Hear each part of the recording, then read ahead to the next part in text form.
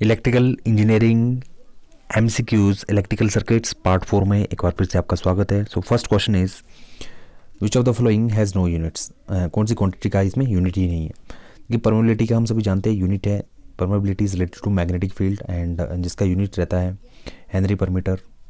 और moment of magnet हम सभी जानते ही है, जो मैग्नेटिक मोमेंट होता है उसका यूनिट होता है ampere metre square. Magnetic susceptibility, permittivity का यूनिट होता है फेराड पर metre.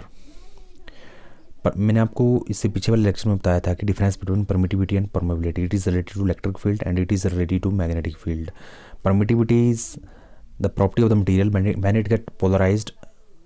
when it get polarized, when any material is placed inside the electric field whenever the external electric field is applied.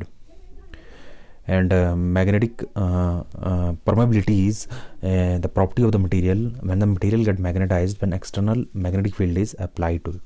तो ये दोनों के बीच में आपको मैंने डिफरेंस बताया था।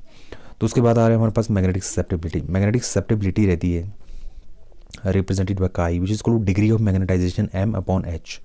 Magnetisation chi susceptibility is m upon h, degree of magnetization and intensity of magnetization, or we can say that magnetization, how the material get magnetized when it is placed inside the magnetic field. तो काई जो होती है आपकी magnetic susceptibility, इसका कोई भी unit नहीं रहता है। Option C is the right answer. Next question is which of the following quantities consist of ऐसा यूनिट एज वॉट। हम सभी जानते हैं पावर को मेजर किया जाता है वॉट में। चार्ज का यूनिट कूलम है और आपका करंट का यूनिट एम्पियर है, फोर्स का यूनिट न्यूटन है।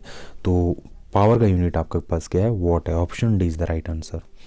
Next question is 12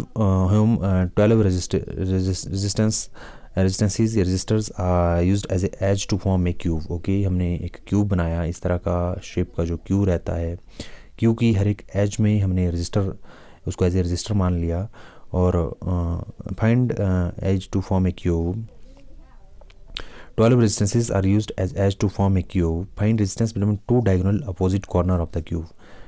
सपोज कोई पर्टिकुलर टू डायगोनल हमने लेने हैं, लेकिन इसमें एक चीज़ मिसिंग है कि 12 रेजिस्टेंस तो दी है, उनकी वैल्यू नहीं दी हुई है ना। तो एक्चुअली ये क्वेश्चन थोड़ा इसमें अनकम्प्लीट है।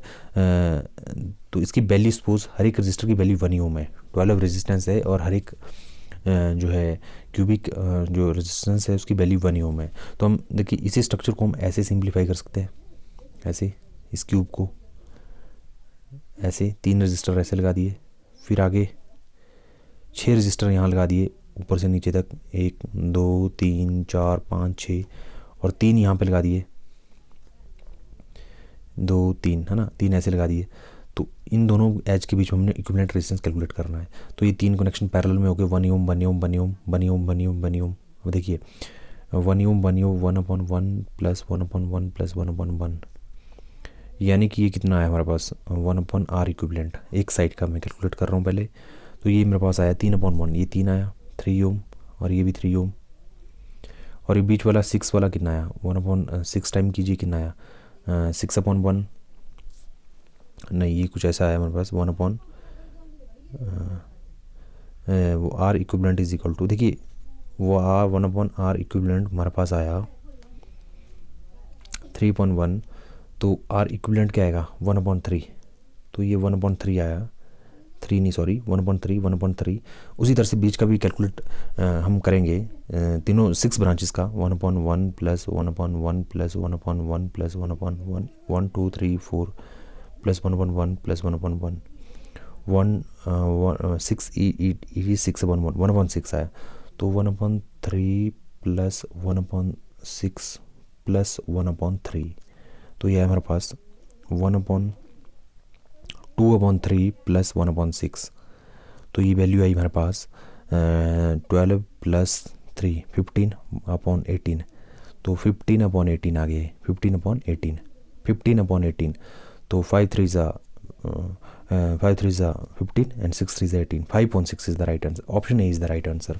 तो क्यूब को आपने सिंप्लीफाई करना है, क्यूब्स की 12 ब्रांचेस को हम ऐसे सिंप्लीफाई कर सकते हैं इसको। तो आपका जो right A is the right option. Next question is KCL works on the principle of which of the following. KCL Kirchhoff current law हम सभी जानते ही है incoming current is equal to outgoing current, या the total current which is equal to sum of all the current. तो ये एक तरह से जो आपका जो प्रिंसिपल और वर्क करता है KCL, नोड में KCL इस तरह से लगता है। नोड में एक तरह से चार्ज आपका कंजर्व रहता है, बाकी हम आगे क्या लेते हैं, इस चीज़ का सम लेते हैं। तो एक तरह से ये law of conservation of charge पे वर्क करता है। Option A is the right answer. KVL works on the principle of, KVL जो लूप में होता है, sum of algebraic current, sum of algebraic EMF V plus IR that is equal to 0. It is based on law of conservation of energy. Energy can't be created nor be destroyed. जो V is equal to IR principle पे work करता है। Nodal आपका voltage loop analysis एक तरह से। Next is super mesh analysis is used in case of current source branch is common for two meshes 1 2 3। देखिए question basically थोड़ा इसमें अगेन थोड़ी मिस्टेक हो गई। ये यहाँ तक क्वेश्चन है और ये ऑप्शन 1 है आपका। This is your option 1, this is your second option and next is third option. Super mesh analysis is used in case of current source branch is common for two meshes, ideal voltage source is connected between two non reference node. Next option is both और either one. जो super mesh analysis जब use होता है, जब current source जो branch जो रहती है आपकी कॉमन रहती है दोनों मैशेस के लिए, जो दो मैशेस होती है आपकी, उसमें जो करंट सोर्स अगर आपका कॉमन हो तो उसके इसमें हम सुपर मैश उसको एज ए सुपर मैश लेते हैं उस पूरी लूप को। When we use super node technique, node technique कब यूज़ होती है, देखिए current source branch is common for two meshes. Next, ideal voltage source is connected between two non-reference node. Ideal voltage source is connected between non-reference node and reference node. So the right answer is when we use the super node technique, ideal voltage source is connected between two non-reference node, ठीक है guys, and reference node. Option C is the right answer. Next question, RMS value is defined based on which of the following? हम सभी जानते ही है जो RMS हम लेते हैं इसमें देखिए सारे कंपोनेंट्स होते हैं आपके, हार्मोनिक्स होते हैं, लॉसेस होते हैं, इसमें हीटिंग कंपोनेंट इंक्लूड होते हैं, इसलिए हमेशा हम पावर की भी RMS वैल्यू ही लेते हैं, RMS वैल्यू लेते हैं। तो एक तरह से ये हीटिंग इफेक्ट पे जो क्या होती है बेस्ड होती है। आपने देखा होगा कहीं पे भी कि जो हमने जो DC में जो हम पावर लेते हैं, ठीक है, P = VI, और जो सेम जो आपका AC पावर क्या होता है VI cos पाई। तो पावर दोनों केस में क्या रहती है, सेम रहती है। एक तरह से RMS वैल्यू हम लेते हैं पावर की, कोई एवरेज वैल्यू नहीं लेते या कोई और वैल्यू नहीं लेते, इसकी RMS वैल्यू ही हम लेते हैं, क्योंकि RMS वैल्यू सारे कंपोनेंट्स को इंक्लूड करती है A to Z। Next question is which of the following define the average value.